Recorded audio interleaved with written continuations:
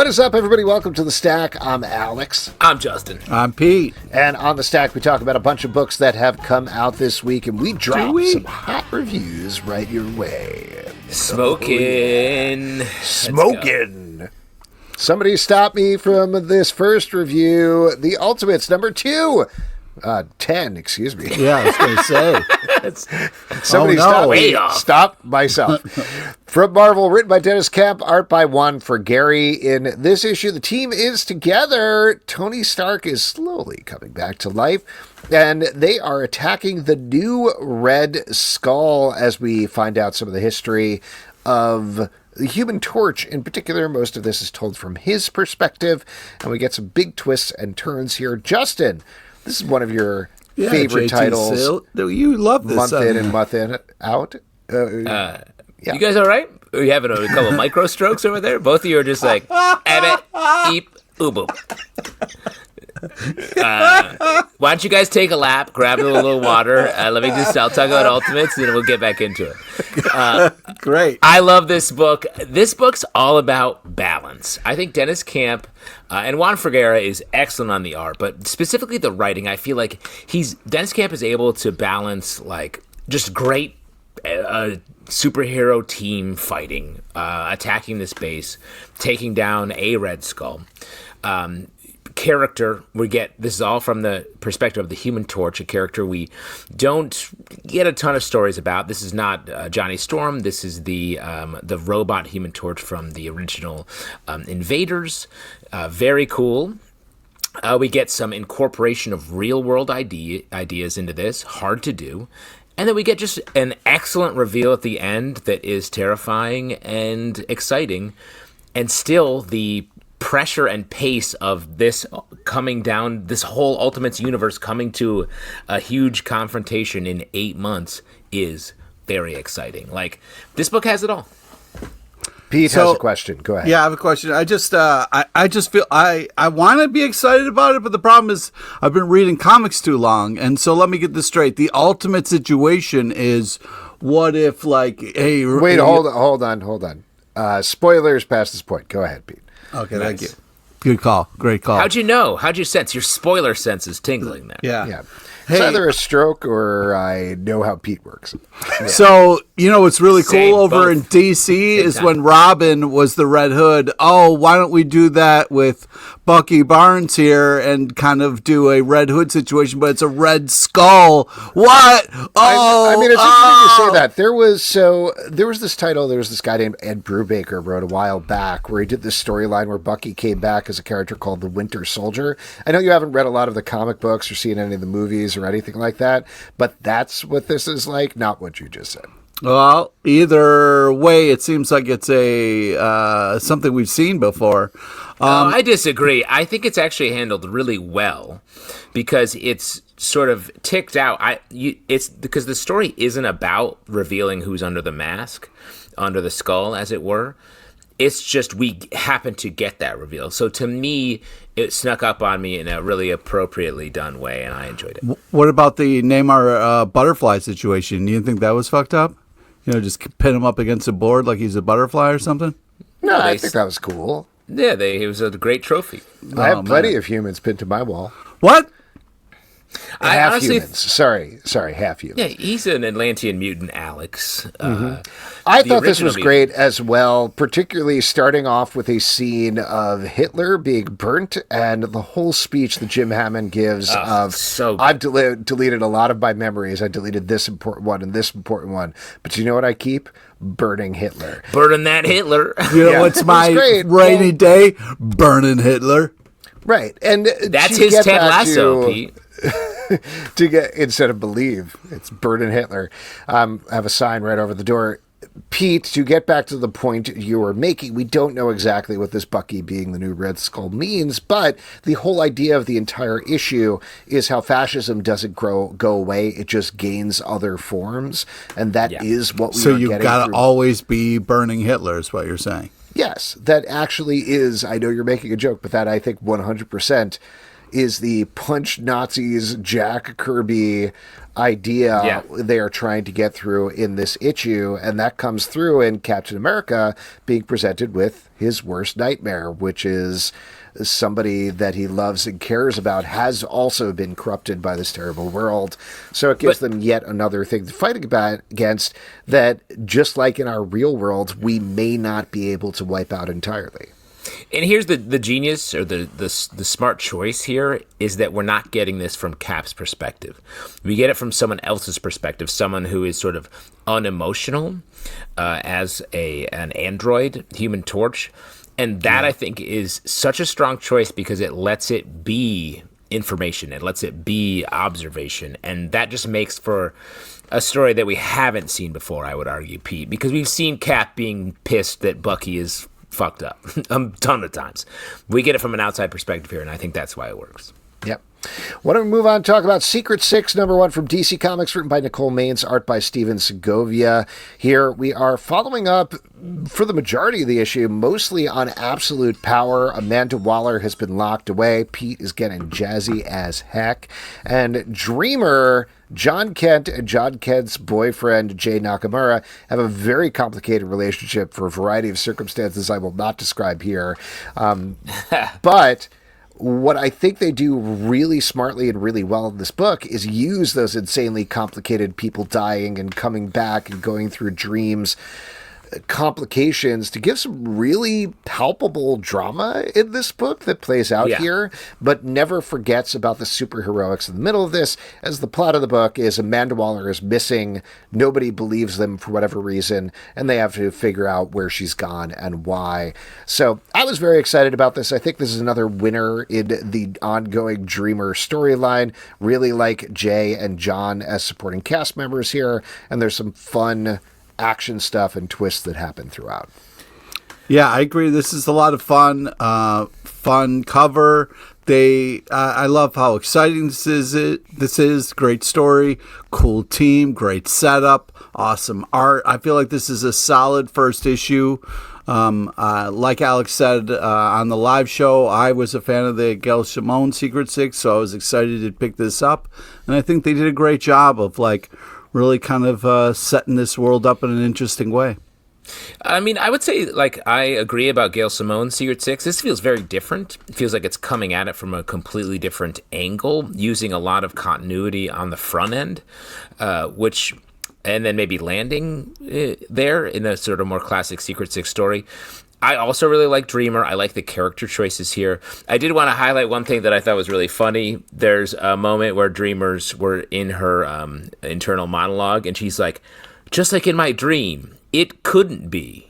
And I'm like, Dreamer, you dreamed it. It's probably some shit. That's your whole thing, girl. You can't be surprised at your dreams coming true when your name is Dreamer and your whole thing is dreams. Yeah. So, and to clarify about the Gail Simone thing, love the Gail Simone Secret Six run. I agree with you that this does feel different. And I think that's a good thing, ultimately. Trying to ape that and go for the same tone there is just not going to work. But at the same note, it's nice to see Catman back, Black Alice, etc. So it's a fun mix. Fun. Excited to see where this goes. Next up, the Herculoids, #1 from Dynamite, written by Tom Sniegoski, art by Craig Rousseau. A couple of weeks back, we had Tom on the show, and we talked to him about the Herculoids. I had no experience with the show. You guys were fans, though. So now that he's off the show. And so, Alex, you emerged from your clone tube at 16, 21, into college? I forget exactly how it worked. Yeah, exactly. It was a whole sixth day scenario. Wait. Is it sixth day or Schwarzenegger? Are you comparing yourself to Schwarzenegger? Schwarzenegger did 2 movies that both had 6 in the title. Oh, End of Days of the Sixth Day. I am thinking of the Sixth Day. Yes, whew, that almost didn't work. That almost didn't make sense. Yeah. No. It's too bad you don't have Total Recall. Here's the thing is, clones can't talk about clone movies, and that's how we know Alex is a clone. Yeah. But the point is, it's crazy that Alex is unfamiliar with the Herculoids, a group of characters that were so striking to me when they were replayed on Saturday mornings when I was a kid. Yep. And these are great artifacts to track down. And this is, pardon the sort of tangential anecdote, I was watching there's a Dungeons and Dragons network on Samsung TV Plus that was just showing the old cartoon today on a run. And I'll tell you what, that cartoon is sort of bad, but sort of good. And Herculoids has the same vibe. Yeah, what was interesting was I was a huge fan of Herculoids as a kid, loved watching it. This is great. I feel like he does a great job of getting us excited for this world and what's to come. The kind of rougher edge that it's taking is it's a little bit like, hey, remember Herculoids? You ever think about the fact that anyone who tried to visit them was immediately murdered and they always worked together to just kill anything that came close to them? I didn't remember that part, but that's a hot take to take on it. So, this is a little bit of the darker version of what I'm used to, but I'm here for it, man. I'm excited for this. And it's just fun to see everybody again, and I'm loving this nostalgia back. The old gang. I will say we talked to Tom about this on the live show, but this comic, these characters are sort of a combination of like aliens, dinosaurs, and superheroes. Like every child's favorite thing, at least my favorite thing when I was a kid. So that's awesome, and it does a good job of actually using all of those elements together. Sort of holds the Herculoids for a little bit in the beginning, which I was surprised about, but it actually worked here. And according to Tom, like this moves pretty quickly into some interesting areas as it moves forward out of this issue. So that's really cool. Yeah. And last thing I will say, as somebody who doesn't care about this or know about this at all, I enjoyed it as well. These are two guys who've worked extensively on the Mignola-verse, the Hellboy books, and otherwise. And I think this really channels that nicely. It's a very different thing, but if you are a fan of their work on those books, definitely check this out. Shazam, number 21 from DC Comics, written by Josie Campbell, art by Dan McDaid.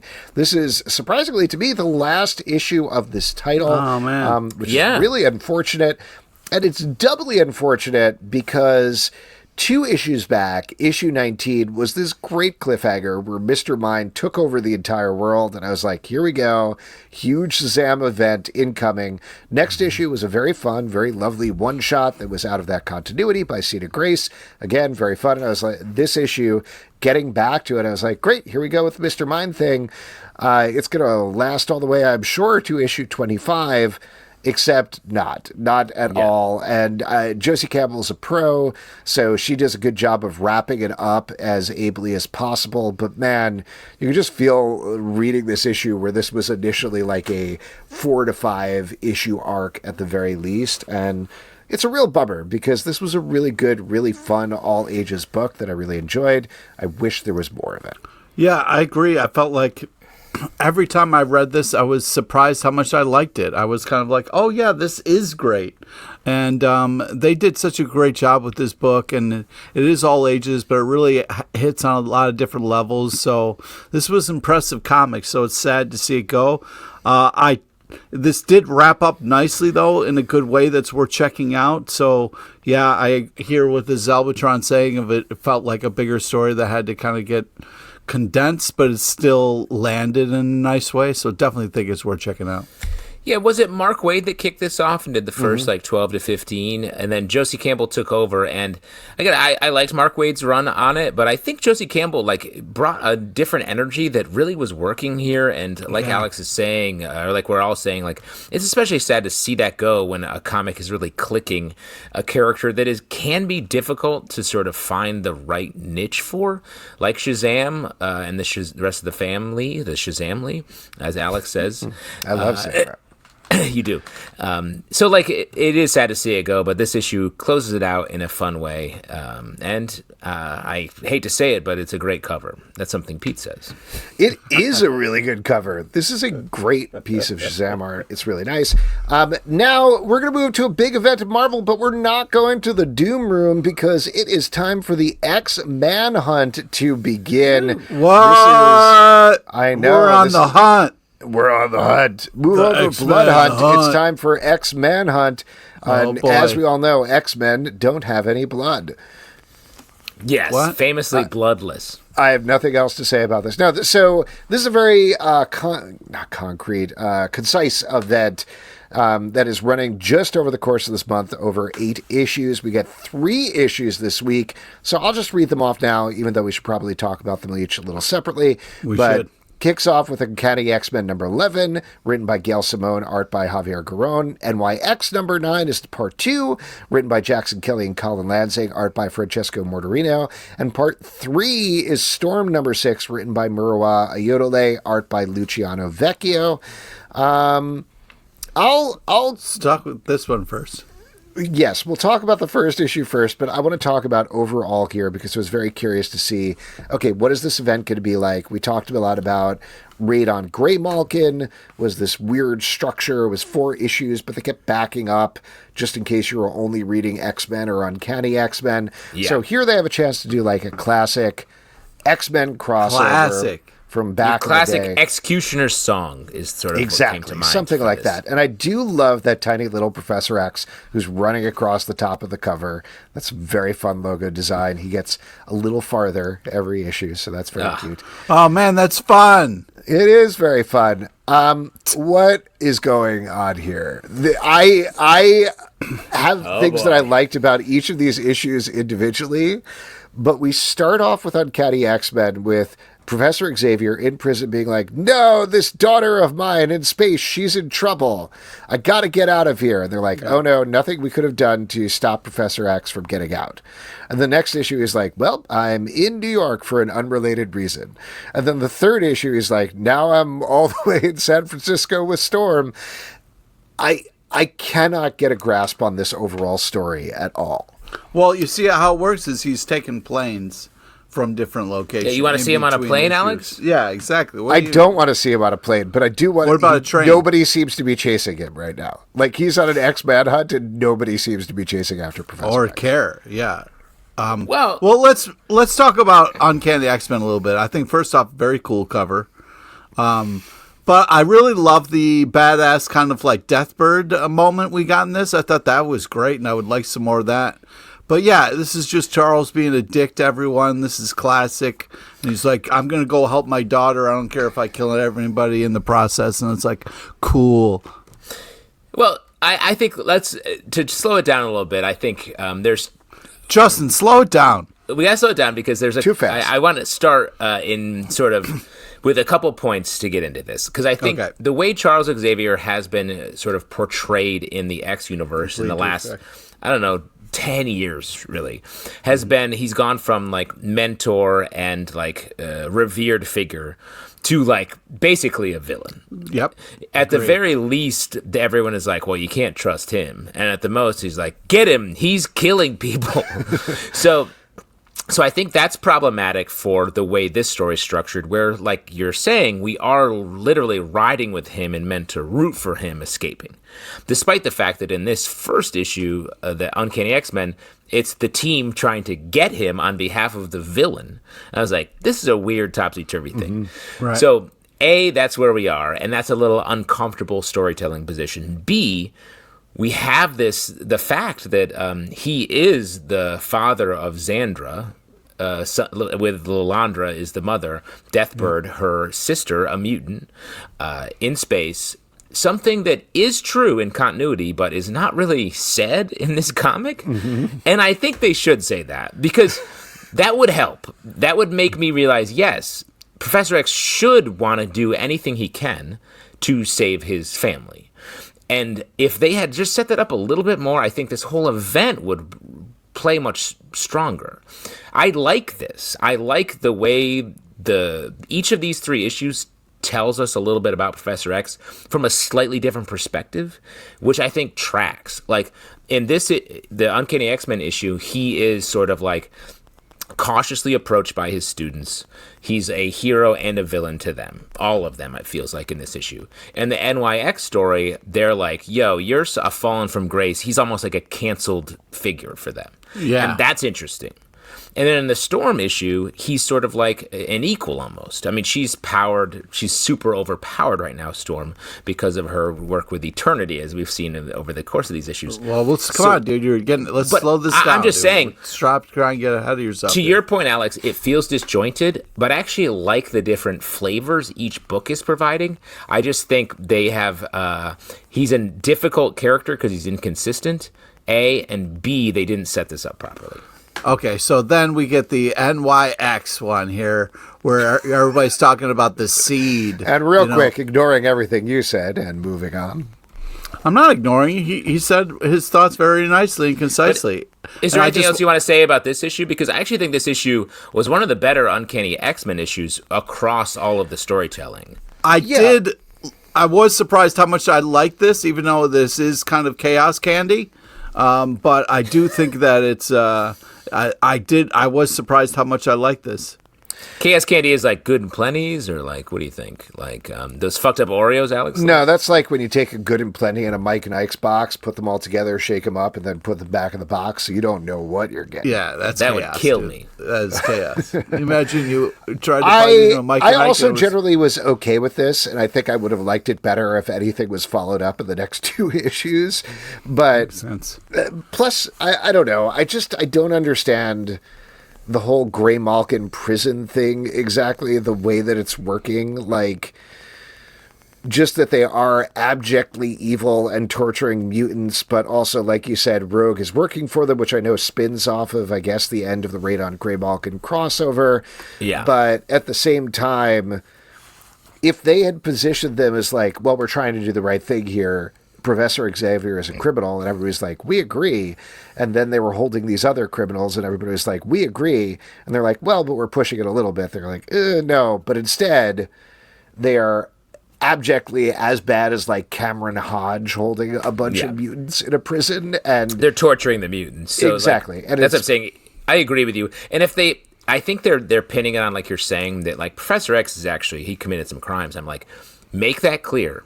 Make that clear what it is. Yeah. And that's why I'm like, I don't want to be critical, because I like all these creators and I like this story, but like, it's almost like an editorial thing. Like, clarify some of this stuff. And what I think we need, overarching idea, we need a Professor X standalone comic that is, I hope, redemptive, or just make a choice. Is he a hero or a villain? Put him there. You know, to that point, like, not to play backseat editor, but this probably would not have sold as well, and I understand why they did this, but having a Professor X miniseries that kept it razor focused on him would make it feel a lot less like, to turn it over to NYX, which I know Pete wants to talk about, like Professor X is coming in and interrupting. It's like NYX is in the middle of this party that's all about Mojo, and they're talking about Mojo, and they've got their, like, we're the kids in New York thing going on. And Professor X is like, by the way, I'm going to start playing my music real loud in here for a moment and then leave. And it's just, nobody seems to care. They're like, well, we don't trust Professor X, so we're going to go do our own thing. And Professor X is doing his own thing, but they don't really connect other than physically being in the same space. Well, but I would say in this, Professor X is sort of the worst. He's like, hey guys, I need you to rescue this Krakoan seed. And they're like, you got it. We'll do it for you, even though we don't trust you. And then he's like, gotcha, fuck you. I don't need that. I'm here for something else. And I was like, what? Yeah. So that, why did you say you wanted so here we go. Because so in the last comic, it's like, okay, I'll murder anybody gets in the way. I'm going to go save my daughter. Oops, I got to go get my seed first because it's super important. I know it's weird. We're talking about my daughter, but I need this seed for some reason. Oh, by the way, psych move. I just missed my lollipop helmet, so fuck all y'all. And I'm just like, which is hidden in Mojo's goop factory. Yeah. Which is a tree. No, but now, hold on, though. There's a little more logic there. This was the X-Men's base. Right. And so it makes sense that his lollipop helmet would be there. I like that they sort of combined the story they were already doing, which was about the Krakoan seed and Mojo. And they were like, okay, we can have Professor X fold in here and keep it going. So, like, it was messy just because it's smashing two things together, but there was an internal logic, I think. Yeah, but think about, we've all seen this Seinfeld episode, right? Somebody's in the hospital, and then you show up and you're eating juji fruit, and you're like, yeah, you stop for juji fruit? His daughter needs him, and he's like, yo, first I got to stop and get the seed first. He's going to show up, he's munching on giant seeds. He doesn't want the seed. That's how he tricked, obviously, you he had to the get NYX his kid. helmet. He had to get his helmet. But, he was tricking the kids with the seed. The seed was a red herring so he could get the helmet. Because he needs the helmet for some reason that we're going to find out to go to space to save Xandra. Oh, sure. So this was all part of the. It seemed like he was like, "Yo, hold on." No wonder you hate him, Pete. He keeps tricking you.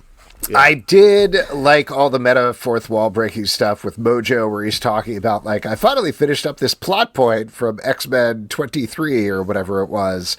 That was pretty fun. Yeah. I don't know why this had never occurred to me before, but what's the deal with Professor X touching his head? Like, is that just an affectation, or does he need to do that? That's how he uses his powers. But I don't know. When I'm thinking really hard, I go like this too. Yeah. Do you? He doesn't need to. Everyone's like, when did we go to Disney World? And I'm like, it helps him focus. It helps 2 years focus. Ago. You use the sum totality of your psychic powers to figure it out. It's a tick that he has. Yeah. I mean, it's fine. Let him do his thing. Oh, my God. I hate to be the ex-defender over here, but like you're mad at him for touching his head. Cyclops touches his visor. Psylocke holds her hand up. Everyone Cyclops touches his visor because he has to open it. There's a button on the side. Yeah, he's got a little button on the side of his visor. He does have a little button on the side. Cyclops, he touches it every time. I bet you I could find a panel in it. Storm number 6. I dare you. I'll give you $10,000 if you can find one panel of Cyclops shooting stuff out of his visor. Whatever that stuff is. Storm number 6. Also, this is the first time I've ever read a comic book. Let's talk about Storm number 6, which has also him using his visor. I'm going to say my favorite of the bunch. I continue to really enjoy this title. The art by Luciano Vecchio was great. The fights were great. And even though I maybe still had like a little trouble following the overall plot of the X-Manhunt stuff, I thought what Storm was doing was good, and what brought her into conflict with Cyclops' team was good. Hey, Alex, there's Cyclops shooting his eyes with his fucking hands off his visor. Have you read a book called Understanding Comics by Scott McCloud? What happens between the panels is just as important. And one of the things that happened between the panels here was he touched his visor. Yeah, but is it an open and close? How does it work, Alex? Yeah, it's an open and close. Well, it doesn't just stay open then, I don't think. I don't know, man. In your face. You prove wrong the next comic. You just got stacked. You just got stacked. One of us shouted this out on the live show. I would like to talk about this comic. This is a fantastic issue. I've been really loving the Storm series. Hey, remember Maggot? He's in here. I thought this was just like a badass kind of start. That Thundercloud title page was really cool. Storm kicks the shit out of Cyclops. I got up out of my seat. I was so excited. And then Beast maybe gets ambushed by Lollipop Charles. So, Charles is in there. That stuff at the end was great. My favorite moment in the entire issue, which I could not believe, is after Storm electrocutes Cyclops, Juggernaut immediately being like, "Oh, no rules? Okay, time to rip off Maggot's arm." Yes. Like, no hesitation there, which I thought was an amazing moment. It was wild. Well, let me follow that up with... He just showed up and already got his arms ripped off. Well, let me follow up with my favorite moment of the issue, which is when Storm is helping the maggots heal Maggot. And she says, "Eat up and heal. Eat up and become my Omega Maggot." That's great. That's what great. comics should be. Well, and that's what this comic is going so hard in such a fun way by, like we're saying, sort of like Cyclops pressing or also not pressing the button on his visor, truly cutting loose, letting Storm be like in the thrall of eternity at a point, dying in a couple issues ago, but then healing herself, having Maggot be her like bud, while still folding in the X-Manhunt stuff in a way that felt a little more natural than the other books, I would say. Let me throw this out to you. Because Cyclops presses the side of his visor, as we've all established, to shoot out his concussive rays. Or he also does it sometimes. Do you think Professor X, when he does this, should his brains, like, pour out of his ears?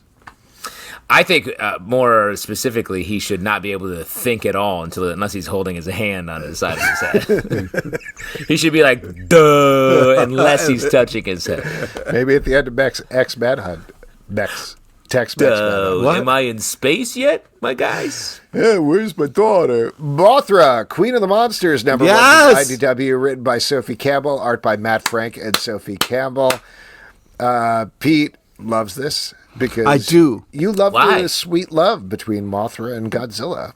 Well, I don't know about that, but first off, just glorious cover. Look at this fucking thing. I mean, come on. This is nice. To expand out from the cover into the art, really interesting art. I liked it. Very hyper specific, yet the color was very spare and used very well. I thought the color. I would like to shout out the colorist on this comic. Yes, because it was excellent, and that goes jumps off the page. It's very enjoyable. Matt Frank and Sophie Campbell are the credited artists. Yeah, I love Godzilla. I love Godzilla's world. So this, we get Queen of the Monsters here with Mothra. Mothra sometimes gets a bad rap, so it's nice to get a little Mothra love in this. I did really understand, the argument over like when someone hands you a decorative bikini and you're like, yo, I'm gonna wear pants because we got some shit to do and I ain't got time for a bikini. So I know it's an old argument, but you got to refuse a gift like that. You got to at least put it on. Hey, you got if it's something that you got to wear, you get to say. You know what I mean? Mm-hmm. I don't know that much about Mothra, so as is becoming a repeated theme, felt a little bit lost at points here when they were like, "Oh, the fairies are here. They want us to do something." I was like, "What?" Well, you've never seen it. That is from the movies, and I will say it was. They commit to it like you have just finished watching all of these movies. So shouts to that. But yes, I understand why you're lost. Let me ask you, is Godzilla king of the monsters? Yeah. Are Mothra and Godzilla married, or how does that work? No. Well, how is she queen and he's king? Isn't that a marriage? Yeah. That's a title, is it a marriage of convenience, or it gets are they thrown around? It's what would be great is the sort of thing if they got together. Do you think Queen Latifah has to put up with this shit? You think people walk up to Queen Latifah and go and be like, hey, who's the king? No, if there was someone who was calling themselves King Latifah, I feel like it'd be like, hey, are you guys connected in any way? You guys friends, or what's the deal with you two? I mean, there's King Kong, you know what I mean? And then there's Godzilla. Is she married to King Kong? No. Oh. Maybe it's someone's fanfic, I love how, Pete, you're confidently answering these questions, but you're also doubting everything at the same time. That's right. That's all I wrote. You're like, are they married? And you're like, no, I don't know. I'm sorry, I don't know. It's just a difficult wedding. It's like, you ever watch The Crown? That's complicated too. But you're not grilling me about that, are you? I feel like I got to go to AO3 and see if there's any King Kong, Queen Latifah fic, but I also don't want to know. King Kong and Queen Latifah are married, just to be clear. Yeah, 100%. But Mothra and Godzilla, question marks. So I think this is a lot of fun. I like this sisters in here. And it makes sense that, the one person's angry and blames Mothra. So it was kind of cool to see that clash. I like that there were sisters and a large moth. I agree. Next up, I like this book. Wow.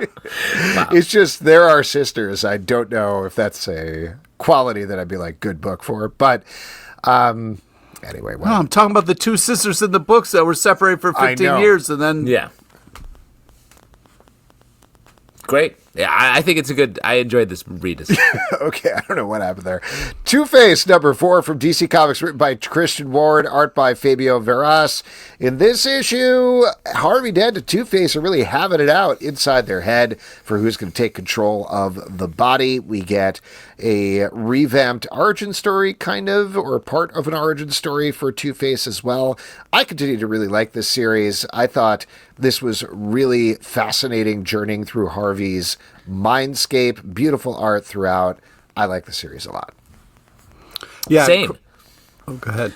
I feel like this book, each issue feels like, oh, I'm surprised they're doing this. It feels so unique and specific, and I'm just glad they are. Like, the art's really great.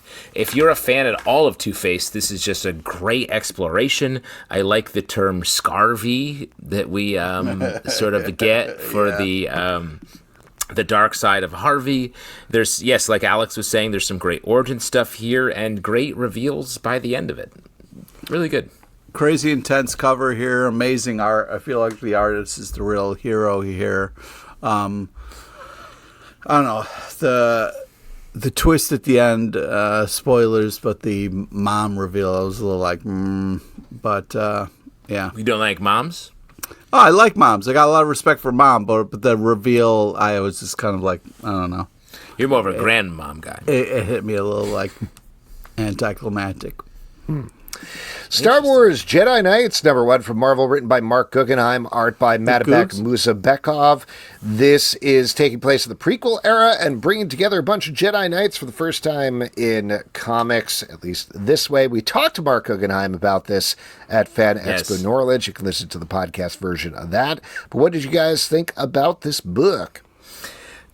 I really like this, and these books can often be dense, and I think Mark Guggenheim does a good job of like keeping it clean, keeping the story like really digestible, and there's so many Jedi Knights introduced here, and he's able to juggle them and sort of give each their due. But I have a sort of a larger question for you guys. Do you think like Yoda talks the way he talks? Right. And as I'm reading this issue, I'm realizing that I think that was something that I thought was just like an old person thing, and that a younger Yoda would talk like sort of in the right order. Like I think like in my mind, I was so like, the older Yoda got, the more he kind of started messing up words in his head. I feel like Yoda is sundowning. Like a Yogi Berra situation? He's sundowning in the original trilogy, and I want him to talk regular in this comic book. Huh. Wow. I don't know how I feel about a young Yoda talking regular. Well, but this is set in the Phantom Menace era where he was still old and he still talked like that because it's only 30, 35 years before, something like that. Are we just saying that all of the Yoda species talks like that? So I don't think so. I don't remember where this is from, but I believe they established that no, it's just Yoda being a weirdo, apparently. So he has like a brain injury or something? Twisted sense of humor. He thinks it's funny. It's a joke? That would be the I don't know if that reveal. was what they said, but I do remember, I think it was like Dave Filoni or something gave an interview because like they had Yaddle dialogue and Yaddle is the same race and she didn't talk like that. Yaddle talks normal. Yeah. So there you go. Anyways. I'm just saying. He's a little freak. Speaking of the larger thing, let's just, when you hear Jedi Knights, I think of Baywatch Nights. So, that was a little. That's what that's on the tip. That's everybody's going through that. Yeah. Yeah. And my big question reading this book is where's the beach? Yeah, exactly. Yeah. I like how David Hasselhoff is the beach. Where is it? Yeah. The beach where is? Don't hassle the Hoff. So yeah, I think it starts really fun with this giant fight, and it's fun to hear the quips from Mace Windu and Yoda going back and forth. And then you got to get you get some possible futures and some spoilers, but you get like a possible evil Yoda here, which really kind of freaked me out and scarred me, and I didn't like that image. Scarred. Yeah, I didn't like that image in my head, and I didn't appreciate it. It kind of messed with me more than I was ready for, but I feel like this is a great story, and it's in good hands. Because one of the Jedis is having visions of Sith Yoda. Or the Sith Yoda and I think that's Obi-Wan, right? Yes, Obi-Wan is having those visions. So yeah, I really like that. I like the end the best of this issue, I think, just because it did seem to set up something that feels fresh and exciting and new. I like the rest of the issue just fine. But... And to be clear, you're talking about the end where they're like, who stabbed? What? Who got stabbed? No, Qui-Gon Jinn got stabbed. Yeah, I know, but it kind of ended with this panel where he's looking out at us, reader, like, who got? Oh, yes, he is sort of surprised at us. Yeah. And I also think it's funny in this where, like, the text is giving us a little vibe check on all the Jedis, and they're like, Qui-Gon Jinn, Maverick. I was like, Maverick? He's like the most chill, like, statesman in all of those movies, of all the Jedi we know. Taken. Darkwing Duck, #1 from Dynamite, written by Daniel Kibblesmith, art by Brandt and Stein. This is sort of a Darkwing Duck year one with him telling his grandniece, I believe, because no ducks have children in this world. I mean, there are duck children, but there's no direct duck children. They're all nieces and nephews. Anyway, conspiracy theory. What did you just do? I'm just throwing it out there. I mean, to be fair, I believe, he is not. He's Gosling's uncle, right? Yeah. So he is telling her the story of his origin and trying to figure out his arch enemy in this issue. I thought this was great. A lot of fun. No, wait, sorry. It is. She says Earth to Dad. Really? Yeah. Okay. Gosling Mallard, daughter of Drake Mallard. She's adopted, though. She's adopted. Oh, sorry. I didn't read this. I mean, this is another nostalgia bath for me that is so great. I mean, the line real quick, before you go any further, what is the origin of nostalgia bath? I just have to, you use it like it's something that everyone says. Yeah. No one's heard it anywhere but on this very podcast. And you just said, is that something? I got a lot of weird things. I don't know what to tell you. So are you saying you dip into this and it's it's like a laying nostalgia down bath. It's like this, it's washing over. Yeah, it's lovely. It's a nice way to revisit something from your past, in a nice. So, just to give us the image, how does that work? You're reading this and you're closing your eyes and laying down on the bed.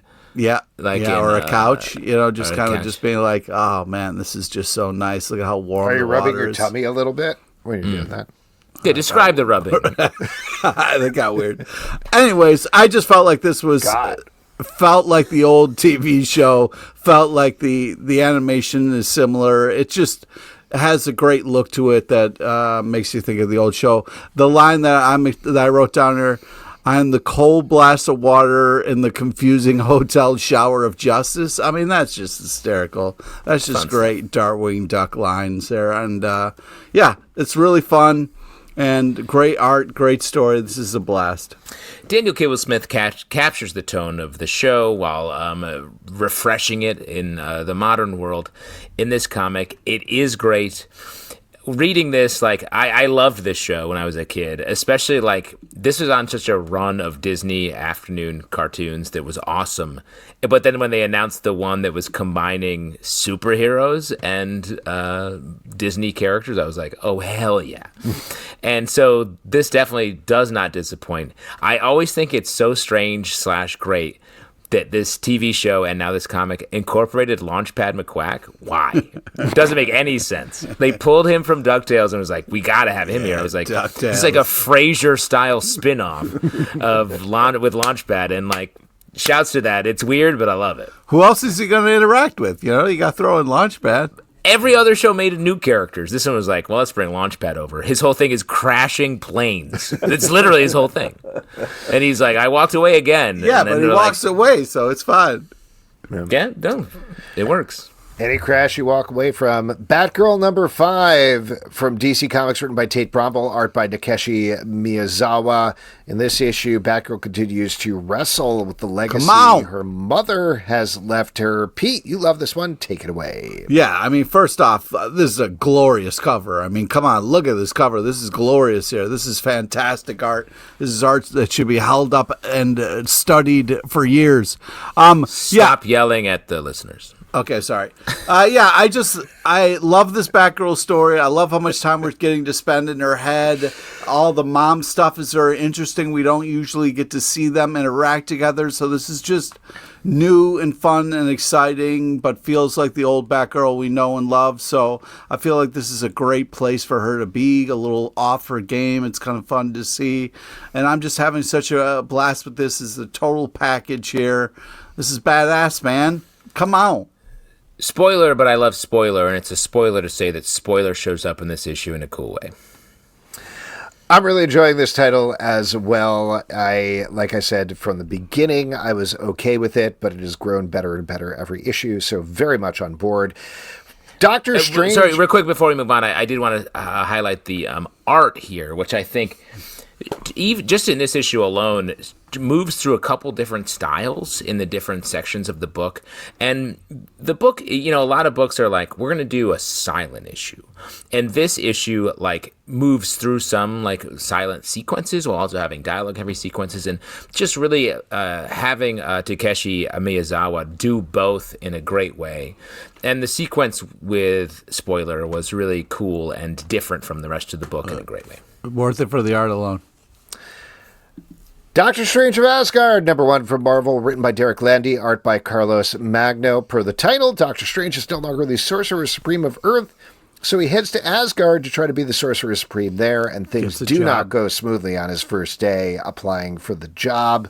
I gotta say, I like the concept of this but I found something wasn't quite working for me in terms of the art. It was a little too exaggerated and panels kept falling into each other. So I found it a little hard to follow the action on this sometimes. It sounds like you guys did not feel the same. No, I really love the art style and the kind of pushes that it was making and the choices that it was making. I thought it was a cool look to it. But yeah, I really thought that this was I thought you were going to say you got tired of them being like, oh, well, Asgard hasn't had, they've always had this job, but never a Sorcerer Supreme. I thought that was the thing that they kept. No, as somebody who's out of work, I love hearing about jobs. Have you thought about just going to, a different plane of existence and applying for jobs there? Not yet, but... You could just go to Asgard and be like, can I be the editor here? Well, we haven't had an editor in a long time, but I guess you could. You got to go ask this someone who sort of edits if you could be the editor. And then, careful, don't get involved in a mystery around something bad that happens. Well, yeah, the twist, though, that kind of happens at the end of this is kind of crazy, so that was a real kind of like, oh, shit moment. But yeah, I enjoyed the setup and the art for this. It was fun. I mean, I like the art in this. Like, the art didn't bother me, but I do think it's a lot of pipe to lay for it to be like, so Doctor Strange got kicked out of his job by Doctor Doom, and that's a whole other thing going on. So he went to another place, and he was like, can I be the doctor here? And they were like, sort of, but not really. You have to go talk to someone. You can still use magic, but not real magic. But these other people use magic, and Loki especially uses magic. So the magic's a little different here. But if you talk to the right person, you can get the job, and then you're going to be super powered. But turns out, continuity-wise, you actually used to use this magic for a while ago because you have this stick in your pocket that I need back if you want to hold on to the magic that we're going to give you if you give it this title. Like, it is a lot of going on here, but it's built around the premise of some being like, hey, they fired me from my job in this town, could I come to your town and be the dentist? Which feels like that's not how it should work. I mean, I think the message is always return people's sticks. Yes. No context necessary. Next up, Sister Impuritor, #1 from Dark Horse Comics, written by created by Tobias Forge, written by Karina Becco, art by Pust. I don't know if I got any of those words correct, to be honest with you. Oh, my God. Anyway, Pust. So this is based on a album, I want to say, from the Bad Ghost, that they are adapting, and it follows a woman who has a really hard life and the guy who's interviewing her. What did you guys think? I mean, this lady fucks up a lot of. I'm curious what the album sounds like. Because Ghost is a pretty hardcore band. I have a bunch of friends who really love their music. Really, and do they sing about the twins here and like they sing like a lot? It's like a kind of like a heavy metal type of vibe. So. I could see this working better with music because there are things, just to call out a specific phrase, there's a thing early on because she kills this dude and all the reporters are asking her questions about it. And one of the reporters is like, they say the punishment fits the crime. So why did you commit this crime? And she's like, I like you. I'm going to talk to you. But no person would ever say that in 1 million years. But I could see somebody singing that in a rock opera style thing. It's just, I don't know. Maybe that was the whole rhythm of it that was just not quite clicking with me in this first issue. Well, and I do think, like, it's just so many bad things happen, which in a song, it's just like, yes, it's all one thing. But there are so many breaks between the bad things happening. I was like, is this just like a bleak march toward this person's life? Even at the end, she's like, the interviewer is like, so wait, what was happening? She's like, wait, it gets worse. And I was like, what? No, not possible. Shut up and listen. The creepy twin girls really creep me out. So I was having a hard time with this, but yeah. Wow, you're just talking about how your friends love this hardcore shit, and you're like, I saw a picture of two girls who look alike, and I'm terrified. That's right. Creepy twin kids, man, they freak me out. They're just twin kids. They're just twins. You ever seen twins? No offense. Yes, I have. And? In my school, there was two twins, and they had like a secret language, and they freaked everybody out. So when you say there were two twins, were there two people who were twins, or were there four twins? What? Maybe it was 4 this whole time, and I thought it was 2. All right. Wow. I guess we'll never find out. Back to Pete's high school to investigate. Find out at the reunion, Pete. Yeah. JSA number 5 from DC Comics, written by Jeff Lemire, art by Diego Olortegui. In this issue, the JSA is still battling the Justice Society, who just wants to wreck them. They're going to wreck them and wreck them and wreck them and wreck them. And that's pretty much the plot of this book. I'm surprised, and I'm not saying this as a bad thing, but I'm surprised how straightforward this superhero book is for Jeff Lemire. Yeah, I mean, there's a lot that goes down in this issue. There's a lot of moving parts, a lot, so it's impressive how quickly we kind of churn through things. Well, and that's what I feel like. There is so much going on and so much jumping around to the different situations that's the real, where the heft of the work has to go. Like trying to hold this story where we have multiple Obsidians, one dying, one lying. Here, right? And see what they did there? That's what I did. And it's just so much going on. I actually really like the Kid Eternity sort of things happening here. I'm looking forward to when the story gets a little bit more narrow and more sort of concise so that we can get to this. Because I really like Dr. Fate's Tower as this big prize and all the characters racing toward it. But it's just it's stretching the bonds of the narrative, I think, where it is right now in this issue. Just to jump on something you said, I'm really looking forward to what's next, because this issue we kind of did a lot of building up to something, and I'm hoping it's going to pay off.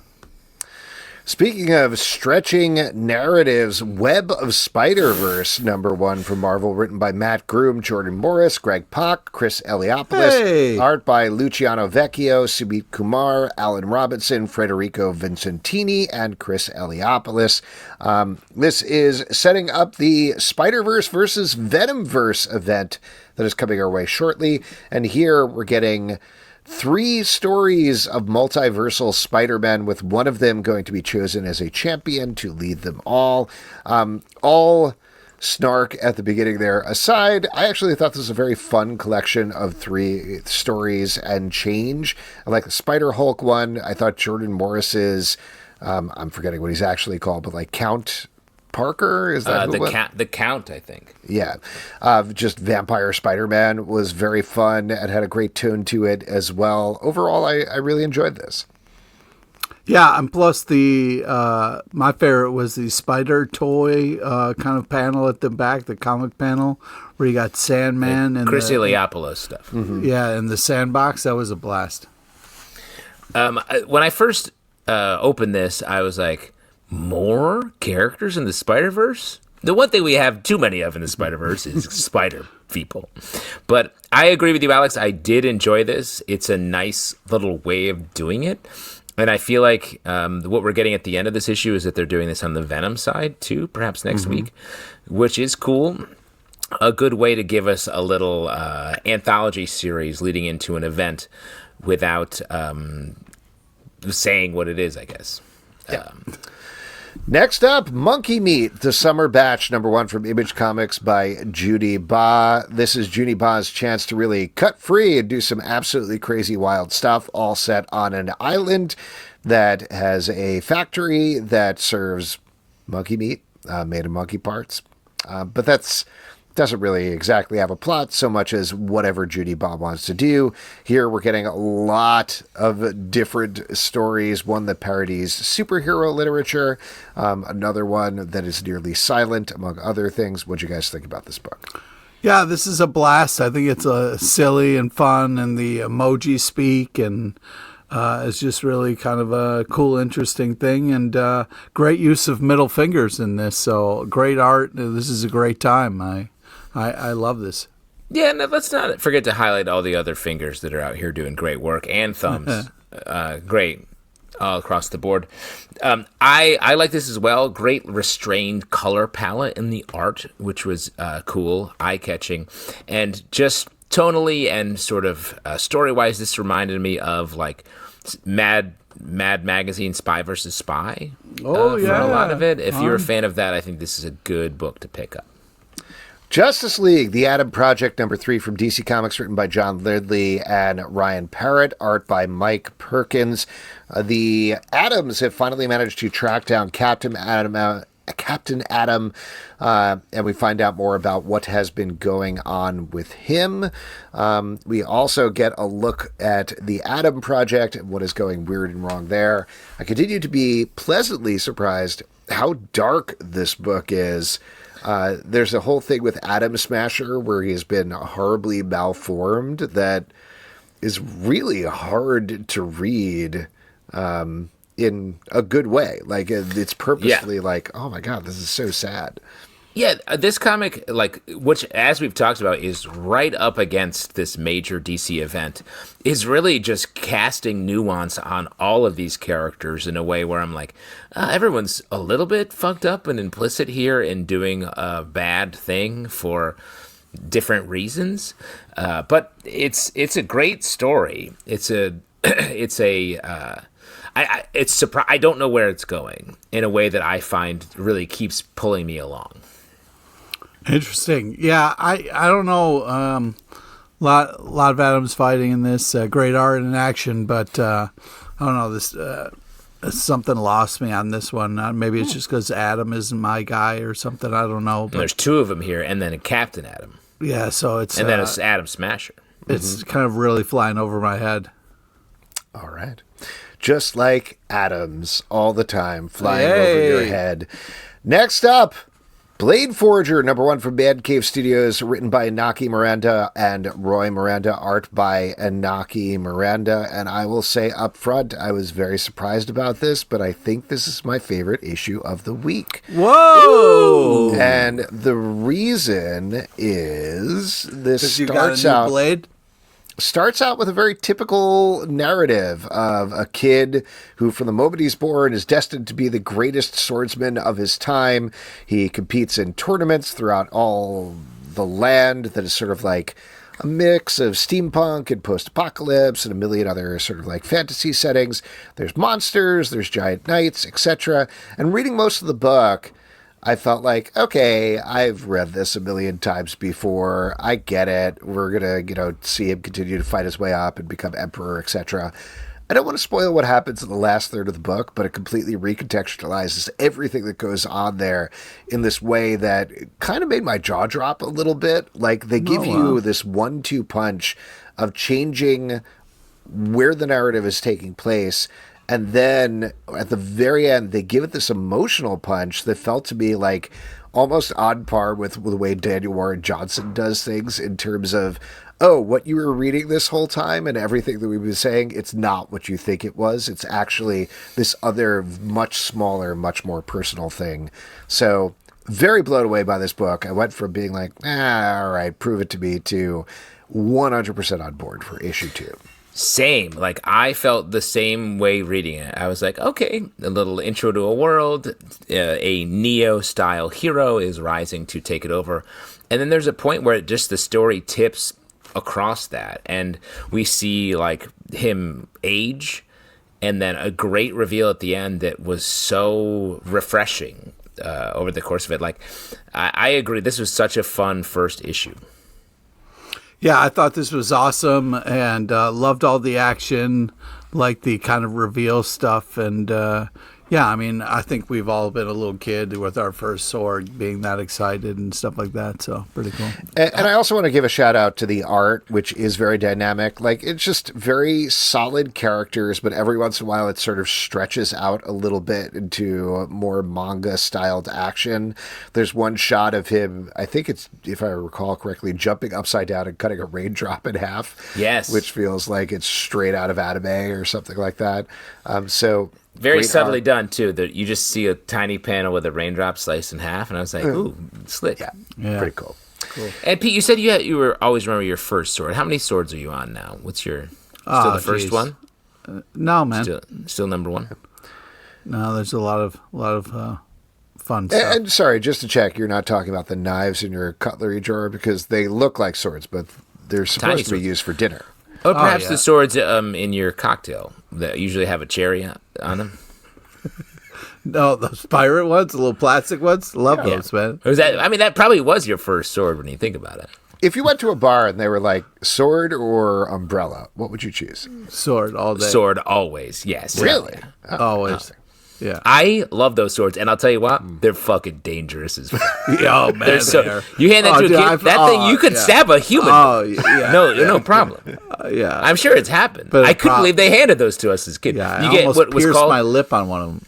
There was, of course, a Shirley Temple, but I feel like there was a point when we were kids where they were like, it's actually called a kiddie cocktail, because it's like, boys don't want Shirley Temples. I was like, I just want that cherry juice, guy.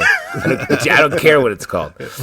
But the kiddie cocktails would come with a sword and 2 cherries on them, and it was like giving a kid a sugar treat that makes him aggressive and a weapon to do damage. Yep.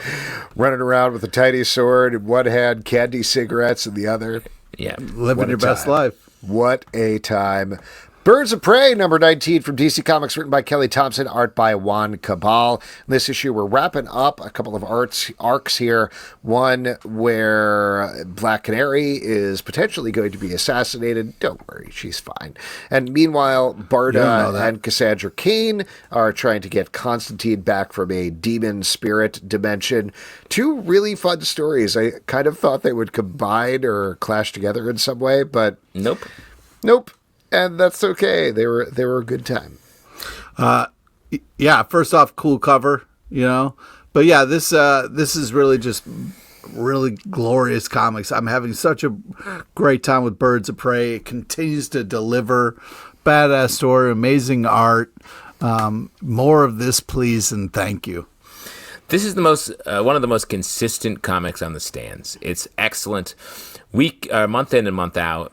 Like, beautiful art, great story, tension built, fun being had. Barda and Cassandra Cain are great in this issue specifically, and some great dread at the end of the issue. I just love this creative team. I love this team of characters. I just want this to keep going forever. Yes, please. Here's a title that's not going forever. Living Hell, number 4 from Dark Horse Comics by Caitlin Yarsky. This is the final issue of the title about a demon who is tasked with hunting down other demons. The cliffhanger of the last issue was he needed to hunt down none other than his own daughter because she has demonic blood, and it all comes down here. I thought this was a fantastic series. Caitlin Yarsky is incredible at art, but the creature designs here are next level in this issue. Yeah. But also, like we were talking about a couple of issues back, there's just a real sadness and poignancy here to everything that's going on. So nice level of emotion, really fascinating take on demons, and some fantastic art. This is a great series that if you missed, definitely go pick up the issues or eventually when it's in trade.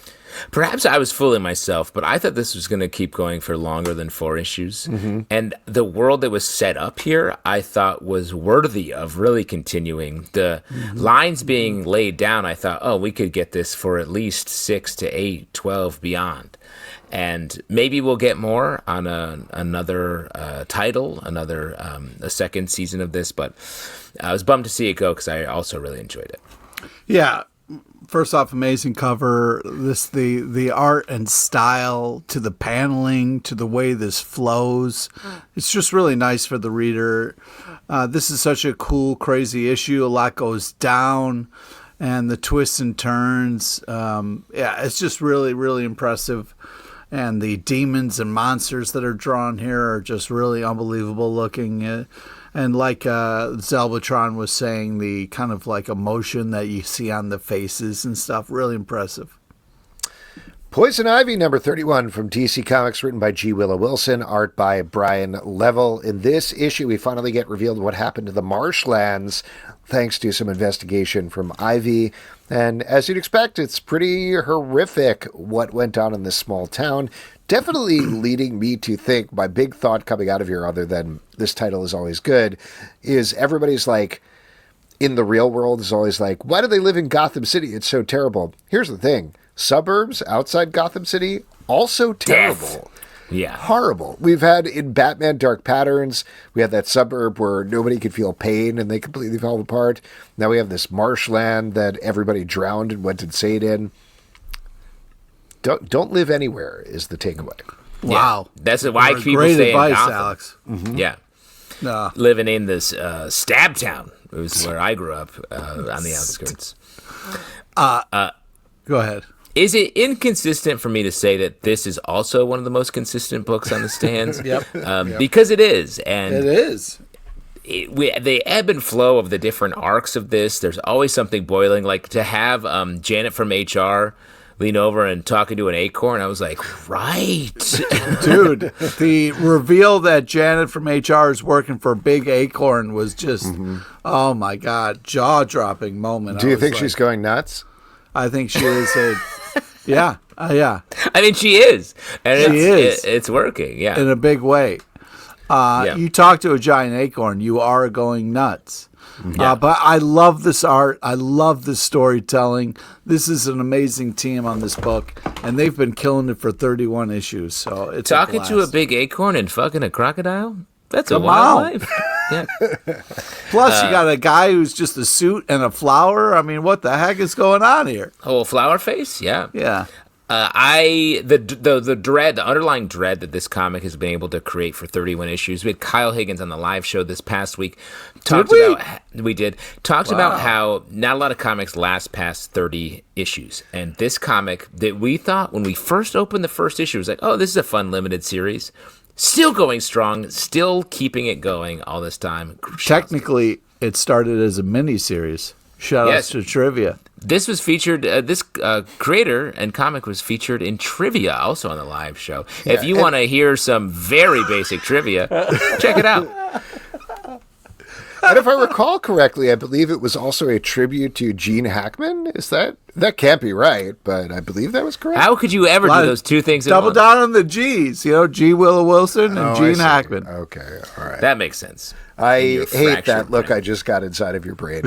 Hyde Street, number 4 from Ghost Machine and Image Comics, written by Jeff Johns, art by Ivan Rice. In this issue, we're finally, after 4 issues, getting the origin of the matinee monster. Is that the name of him? Yes. Sure. So it's another tragic creature on Hyde Street. The twist here is this is one who does not want to take souls, and we find out why and how. Still really liking the tone of this series, and the overall mythology makes it very intriguing to check back in with month after month. Yeah, I agree. This continues to be really cool. We kind of get our Frankenstein's monster story in here. Love the back matter. Love the Hyde Street amusements kind of stuff. It reminds me of the old kind of like ordering catalogs back in the day. But yeah, just fun, amazing art. This continues to be very enjoyable.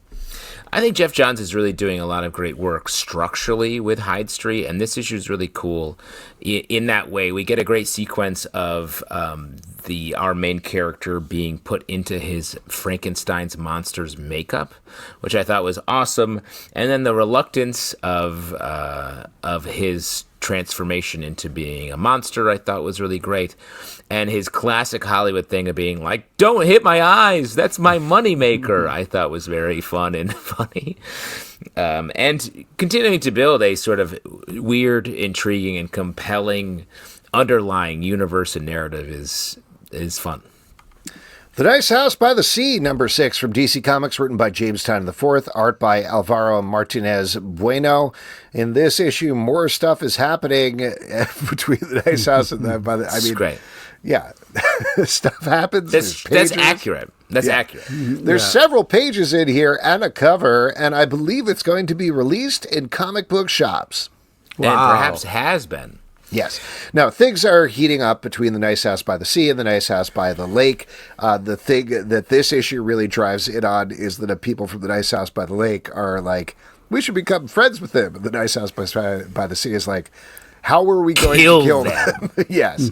And meanwhile, we're diving more into the relationship between these two alien beings that run these two houses.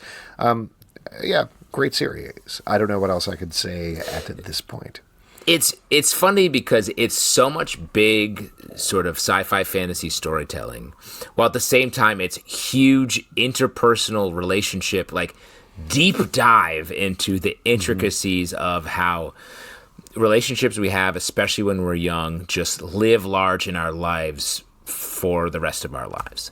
And like, it's amazing that, I mean, James Tynion is such a concise writer, and he's able to thread all of that the density on both sides of this story. Every time I read it, I'm like, I should go back and reread all of these issues before I read this issue. But by the end of it, I'm like, I know what happened. So I bet I would be enriched, though, if I did go back and reread all of them before each one, because it is building towards something very specific. Yeah. JT Ford continues to be killing the game here. The cool cover. The ending blew my mind. This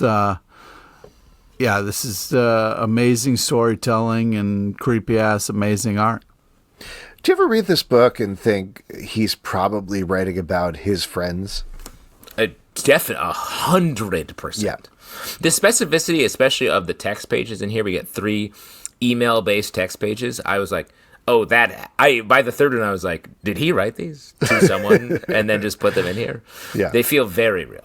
Yeah. I think he was just kind of like house hunting for houses by the sea, and it all kind of... What do you think he's going to go for next? Like Gowanus Canal? Or? Oh, man. Do you feel like Gowanus, James gross bought... house by the Gowanus Canal? James has bought 2 houses based on the success of these books. Absolutely. He's like he's like lake, sea. He's looking for like mountain or close to beach. The DC offices. The Terminator number 5 from Dynamite, written by Declan Shalvey, art by Joe Mulvey. In this issue, it's Terminator in space. Oh, that's it. Yep. It's what did you think of this book? Sorry, I didn't say that. No, I mean, yeah, it's Terminator in space, and these poor astronauts, they never had a chance. And, spoilers, but throwing a Terminator head into the Earth's atmosphere as it kind of like, catches on fire is a cool-looking art panel, that's for sure. I like that even the Terminators are a little bit confused when he's in space. He's like, holy shit, it's hard up here. He's flying around, and the astronaut's like, what am I imagining this? Really, everyone has a hard time with the reality of what's happening in this. But I think the biggest thing to highlight with this series is just the stretching of the Terminator canon that Declan Shalvey's doing by continuing to put Terminators in interesting places with interesting, basically one-off. I think there was a 2-parter earlier on, but mostly short stories about a Terminator showing up at different time periods, and that's. If you're at all a fan of Terminator, you should definitely pick this up because it expands the universe in a way that nothing else is going to do. And last but not least, TMNT Night Watcher, number 6 from IDW, written by Junie Ba, art by Vera Pei. I was surprised to learn by the end here that there's only one more issue of this title, which is teaming up Jenica with a weird, massive costume. And there's a big old, what is he, like a wolf? Wolf, a dog? I think he's a bear. He's bear. Bear man. Wolf? Yes, a bear man. Bear man who's really taunting her, basically is Jenica's Joker, one might say. So a bunch of stuff going on here. Great art. Wish there was more of it because I also felt like this one was just getting started. Yeah, I agree. This had great stuff in it. I love the Jenica showdown with the kind of robot Night Watcher here and cool build. I'm excited for what's next, and I'm sad that it's not that much more, but I'm still going to read what's coming out next issue because I've been loving this. This has been great. No, Jenica, I'm done. No more. I'm going to stop here before the final issue. Go ahead, Justin. Wow. Oh, man. Well, that's depressing. Yeah, why are you getting off the train? The magic armor train. I always do that. I get off one stop before because you need the steps. Yeah, I need the steps, man. Nice. And let's not forget, for those of you listening, Alex and Pete share a workout app so they can track each other. Let me see how Pete's doing today. Stop it. I wasn't. Here, I'll talk about my review of this comic while you check if Pete's been keeping his heart rate up. Pete. No, man, don't. Just wait 1 second. I enjoyed this comic. Jenica's one of my favorite turtles. I feel like this series got into some sort of very unique areas of the TMNT universe. Would like to see more of it. And if I know the TMNT universe, they always bring back the characters that are working. So today's a recovery day, all right? I worked out yesterday, so don't fucking judge I hear you, but I actually have a question that doesn't make any sense to me. For your 4 steps, Pete? 4? -5? For your stand hours, you have 14 out of 12 hours standing. How are you standing up for 14 hours, Pete? You've been sitting down for several hours. I've been watching you. Pete sleeps in a stand-up bed like a coffin. Right. I hang upside down. You have a Murphy bed that you just don't know how to put down? Yeah. He just leans against his comics and falls asleep every night and has the sweetest dreams. All right. Well, I guess that's that. And that is it for the stack. If you'd like to support this podcast and all the podcasts we do, patreon.com/comicbookclub for ad-free versions of this podcast. Comicbookclublive.com for this podcast and many more. Until next time, we'll see you at the Comic Book Club. Please, Pete needs a fitness trainer so much. Immediately, someone step in. And if I ever become a serial killer, my murder weapon will be plastic pirate swords. Keep your eyes on the news. Oh, wow. What a reveal.